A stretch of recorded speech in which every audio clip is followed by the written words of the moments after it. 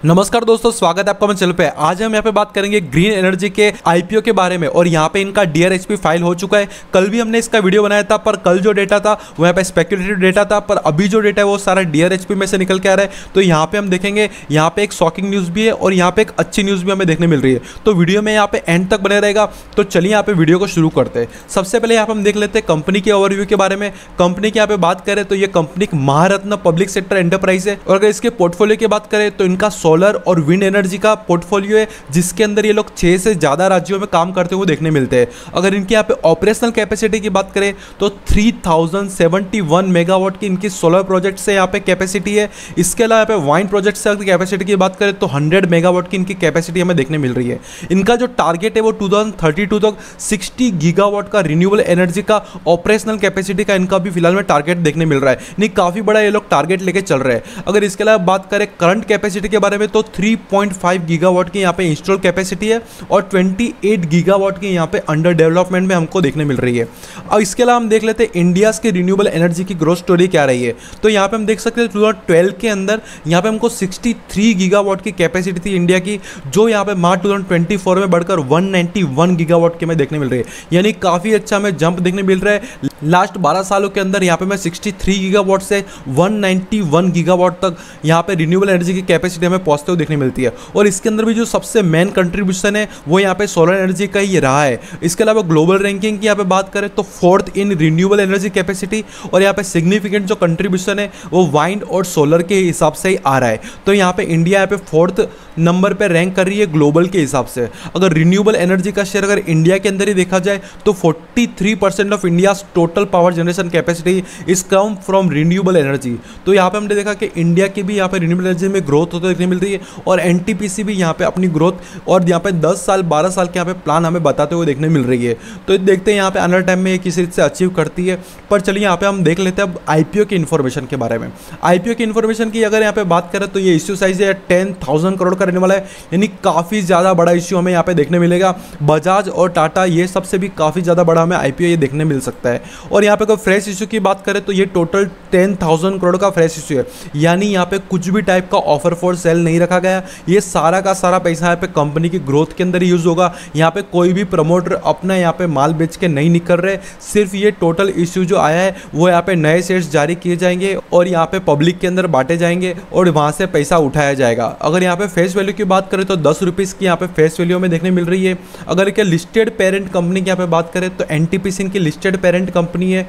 और यहाँ पे अगर बात करें प्रमोटर की तो president of India acting through the ministry of power, यहाँ पे प्रेसिडेंट ऑफ इंडियन के प्रमोटर है जो मिनिस्ट्री ऑफ पावर के थ्रू यहाँ पे एक्ट करते हैं। और यहाँ पे हम देख सकते हैं गवर्नमेंट ऑफ इंडिया और एनटीपीसी लिमिटेड, ये तीन हमको यहाँ पे इनके मेन प्रमोटर देखने मिल रहे हैं। अगर यहाँ पे हम बात करें इश्यू स्ट्रक्चर के बारे में तो काफ़ी इंपॉर्टेंट होगा। यहाँ पे हम देख सकते हैं कि रिजर्वेशन रखा गया है, एम्प्लॉय रिजर्वेशन पोर्शन और शेयर होल्डर रिजर्वेशन पोर्शन। यहाँ पे हम देख सकते हैं reserve for eligible employ, reserve for eligible shareholder और यहाँ पे जो रेस्ट है वो यहाँ पे नेट इश्यू यहाँ पे बाकी सबके लिए रखा गया है। तो यहाँ पे हमारे पास कंफर्म हो चुका है कि डीआरएचपी के अंदर लिखा हुआ आ चुका है कि यहाँ पे एम्प्लॉय के लिए अभी यहाँ पे एलिजिबल एम्प्लॉय के लिए यहाँ पे हमें रिजर्वेशन देखने मिलेगा और शेयर होल्डर के लिए भी रिजर्वेशन देखने मिलेगा। शेयर होल्डर कैटेगरी के लिए आने के लिए आपको यहाँ पे इनके रिकॉर्ड डेट और रिकॉर्ड डेट जनरली यहाँ पे आरएचपी फाइल करते हैं उस दिन होता है, उससे पहले आपके अकाउंट में यहाँ पे शेयर होने चाहिए।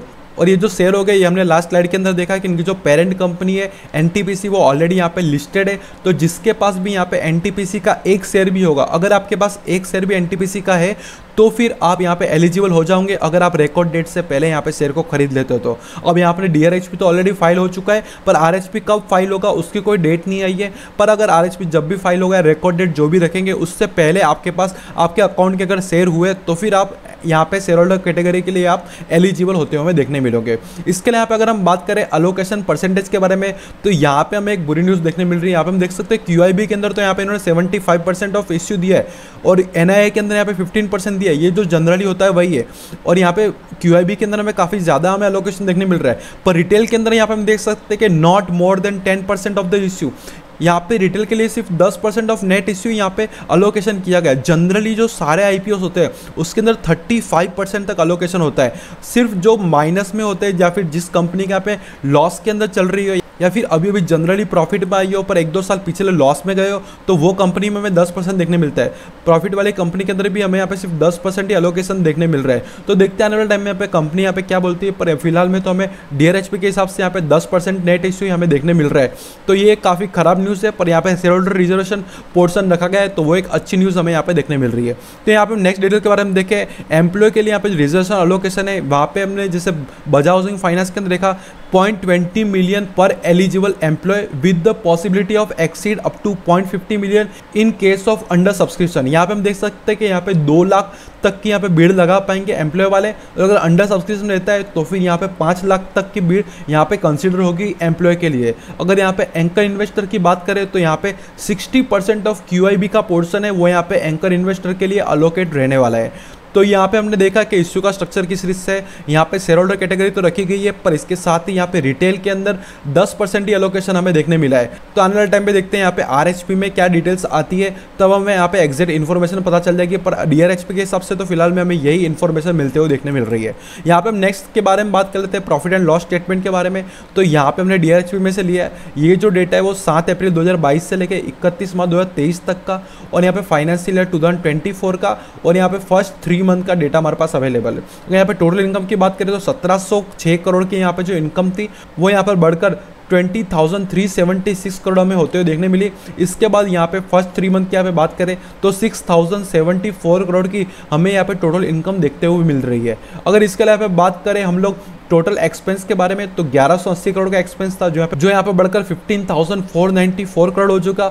उसके बाद में यहाँ पे बढ़कर 4,239 करोड़ का फर्स्ट 3 मंथ का हमें यहाँ पे टोटल एक्सपेंस देखने मिल रहा है। पर प्रॉफिट बिफोर टैक्स की बात करें तो 525 करोड़ का प्रॉफिट बिफोर टैक्स था, जो यहाँ पे बढ़कर 4881.98 करोड़ हो गया। और यहाँ पे हमें फर्स्ट 3 क्वार्टर का 1834 करोड़ का हमें प्रॉफिट बिफोर टैक्स देखने मिल रहा है। और यहाँ पे हम देख सकते हैं कि टोटल टैक्स एक्सपेंस हमें देखने मिल रहा है। और यहाँ पे profit for the year net profit की बात करें तो यहाँ पे 1712 करोड़ का, ये 1712 करोड़ यहाँ पे ज़्यादा दिख रहा है क्योंकि यहाँ पे कुछ टैक्स के अंदर यहाँ पे हमें डिफर टैक्स के अंदर देखने मिल सकते हैं कि -1186 करोड़, तो यहाँ पे इनको कुछ एग्जाम्पशन या फिर कुछ मिला है। तो 525 करोड़ का प्रॉफिट बिफोर टैक्स होने के बाद भी यहाँ पे 1712 करोड़ का हमें यहाँ पे नेट प्रॉफिट देखने मिल रहा है। तो यहाँ पे आप कंफ्यूजन मत होइए, ये वन टाइम यहाँ पे सेटलमेंट है टैक्स के अंदर। यहाँ पे हम देख सकते हैं 4881 करोड़ का यहाँ पे जो प्रॉफिट बिफोर टैक्स था, जो यहाँ पे 3447 करोड़ का हमें प्रॉफिट फॉर द ईयर देखने मिल रहा है एज ऑफ 31 मार्च 2024। और यहाँ पे फर्स्ट क्वार्टर की यहाँ पे बात की जाए तो 1386 करोड़ का हमें यहाँ पे प्रॉफिट देखने मिल रहा है, जो 1834 करोड़ का यहाँ पे प्रॉफिट बिफोर टैक्स था, और 448 करोड़ का हमें यहाँ पे टैक्स होते हुए देखने मिला है। तो आशा करते हैं यहाँ पे आपको पता चला होगा फाइनेंशियल डेटा के बारे में। इसके अलावा अगर आपको देखना हो रेवेन्यू फ्रॉम ऑपरेशन क्या रहा, अदर इनकम क्या रही, एक्सपेंस के अंदर यहाँ पे कौन से एक्सपेंस थे, वो सब भी डेटा आपको यहाँ पे देखने मिल जाएंगे। तो चलिए यहाँ पे नेक्स्ट स्लाइड के ऊपर चलते हैं, और यहाँ पे हम देख सकते हैं कि आईपीओ का ऑब्जेक्टिव क्या है। तो ये सारा का सारा जो पैसा है यहाँ पे NTPC रिन्यूएबल एनर्जी लिमिटेड के रीपेमेंट और प्रीपेमेंट के अंदर सर्टेन आउटस्टैंडिंग बोरिंग के अंदर यहाँ पे चला जाने वाला है। यानी इनके जो भी आउटस्टैंडिंग बोरिंग है उसके अंदर ये पैसा का यूज़ होगा, और जो बाकी पैसा है वो वहाँ पे जनरल कॉर्पोरेट पर्पस के लिए हमें यूज़ होते हुए देखने मिलेगा। अगर इसके लिए यहाँ पे बात करें हम लोग रजिस्ट्रार और BRLM की, तो यहाँ पे रजिस्ट्रार यहाँ पे KFin टेक्नोलॉजी रहने वाला है, जो यहाँ पे हमको बजाज के अंदर टाटा के अंदर भी देखने मिला था। इसके अलावा अगर बात करें बुक रनिंग लीड मैनेजर के बारे में, तो बुक रनिंग लीड मैनेजर में यहाँ पे IDBI capital market and security limited, HDFC bank, IIFL securities और नुवामा वेल्थ मैनेजमेंट, इनके यहाँ पे बुक रनिंग लीड मैनेजर रहने वाले हैं। तो आशा करते हैं यहाँ पे वीडियो से कुछ जानने मिलेगा। वीडियो अच्छा लगा तो वीडियो को लाइक करना, चैनल को सब्सक्राइब करना। मिलते हैं किसी और वीडियो में, तब तक के लिए थैंक यू।